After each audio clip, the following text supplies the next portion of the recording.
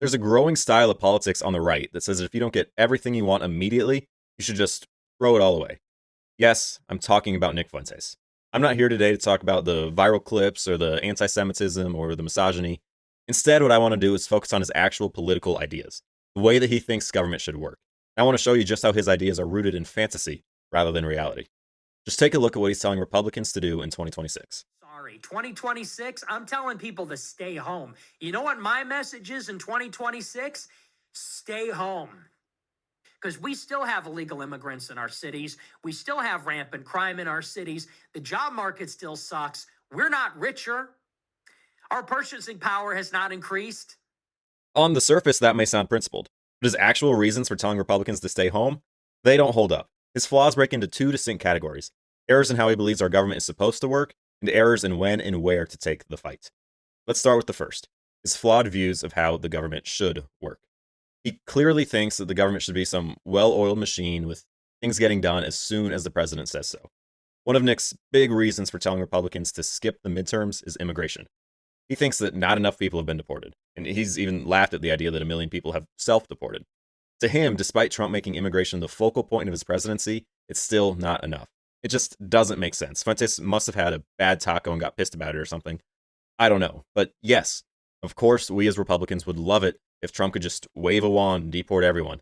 But that's not how the world works. And that's exactly what Nick Fuentes doesn't understand. The government isn't set up to run like a well-oiled machine. It's not an effortless, flip-a-switch world. It's built with checks and balances. The president has to navigate a divided Congress and the courts. And that was maybe the biggest political story last year. Remember Kilmar Abrego Garcia? The courts forced the Trump administration to bring him back from El Salvador. Courts in blue cities keep ruling against Trump's immigration moves, halting progress. And right now, Congress is pushing a law that would basically make it impossible for ICE to detain anybody. That's frustrating, I get it. But is that Trump's fault? Trump, the most anti-immigration, pro-deportation president of my life, the guy who campaigned on building the wall, he's deporting millions while the powers that be fight him every step. And it's still somehow so bad that you, Nick Fuentes, want Republicans to stay home in order to punish Trump? That's not reasonable. That's not smart. Sure, it'd be great if Congress was in total lockstep with Trump. It'd be great if judges didn't let their politics creep into every ruling. But our system gives us ways to push back. Appeals courts, the Supreme Court, elections to vote in the people who will advance your agenda. But that's not good enough for Fuentes. Which is why, and this is the most important thing you can take from this video, is that what Nick is really arguing for, whether he knows it or not, is for America to get rid of the Constitution. He wants to scrap checks and balances altogether. What he wants, as he said before, is a king. Things. The people cry out for a tyrant. The people cry out for a dictator. Give us change. Give us reform. And I certainly feel that. I think that's compelling. I would say that we should start with a more powerful president. And I would not be opposed to, something like a king that sits. A king that everyone has to obey. A king who gets his way no matter what. A king no state or city can defy, who answers to nobody. Sure, that may fix the efficiency problem, but our current system carried us to our 250th anniversary. Looking around the world, we're still the strongest nation out there. Our constitutional setup, checks and balances, federalism, it's what made us who we are. But because Trump can't deport every single illegal overnight, we just throw it all away, stay home, let Democrats take over and wreck everything, then I guess maybe we'll get our king sooner. But Nick just doesn't like our system of government. Now he's leading millions of young men into believing that we need to get rid of our Constitution. This is the dangerous fantasy at the heart of his political thoughts, a government by decree, not by design. Before we move on, if you enjoy real, long-form breakdowns like this instead of just reactions to the most viral clips, hit subscribe so you don't miss the next one. And there will be more, because this all-or-nothing, fantasy-driven approach isn't just about how government should work. It also dictates his second category of errors, taking the fight to the wrong elections. The H-1B visa program has been a huge debate among Republicans for a while, and yes, Republicans are split on it, because both sides of the argument are reasonable.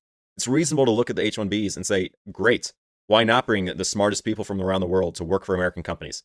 Grab the top Chinese minds, Vietnamese, Canadian, Russian, Romanian, whatever, and have them build for us instead of our enemies. That makes fundamental sense. But it also makes sense to say, hey, why let foreigners take those jobs? Why not fill them with Americans? Both sides have merit. We can debate that forever. But just because Trump supports H-1Bs doesn't mean you bail on 2026. H-1Bs are a primary fight. Presidential primaries, midterm primaries. You scout which Republicans back H-1Bs and which ones don't. Then you vote for the one you agree with. If your guy loses the primaries, you don't take your ball and go home. You tell the winner that you disagree, but you still vote for him because the alternative is worse. Democrats taking control pushes their agenda, which is way worse than any H-1B gripes you may have. Democrats usually favor H-1Bs more than Republicans anyways, so boycotting hands them the win on that issue, as it would on immigration overall. That's the core flaw in Nick Fuentes' thinking, and it's the same flaw you see in a lot of political pundits. A pundit's job is to be principled, lay out what should happen, the ideal scenario, and make strong arguments for your side. And politicians' job is to get as much done as possible inside the system. Cut deals, take half wins, move the ball on the big stuff. Nick isn't satisfied being a principled pundit. He wants politicians to act like pundits too. He expects them to be totally uncompromising and unfaltering on every position, as if anyone in office could govern without ever giving an inch. But if nobody ever compromises, nothing gets done. No perfect candidate exists, and nobody agrees with you on 100% of the issues. Voting for anyone means trading some wants for bigger needs. Serious pundits understand that their job is different from politicians. Politicians go into the back room and make the sausage, and you come out with a messy bill that gets maybe 80% of what you want. The pundit's job is to spotlight the wins while still calling out where it falls short. The one thing that makes you a total failure is telling your followers to stay home because you did not get that last 20%. So what does that achieve? Zero progress. You get 0% of what you want and all the bad stuff. Sure, after midterms, Trump can veto the worst bills as president, but you still block every Republican policy. Fuentes can't rage that Republicans aren't doing enough while pushing a plan that guarantees that they can get nothing done. If you want to know where Nick's strategy actually leads, just look at what would have happened if he always got his way.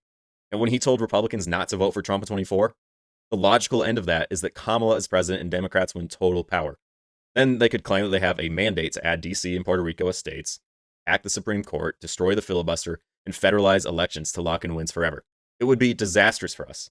We saw a preview of this the last time Republicans stayed home. Remember Georgia in 2020? There was a runoff election. Trump was pissed about losing to Biden, and he told people not to vote. Because of that, John Ossoff and Raphael Warnock won, giving Democrats 2 Senate seats that they should not have had.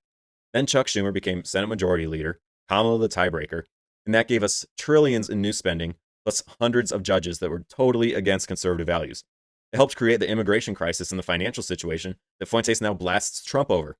Everything the so-called America First movement hates about the Biden years happened because Republicans didn't show up in Georgia.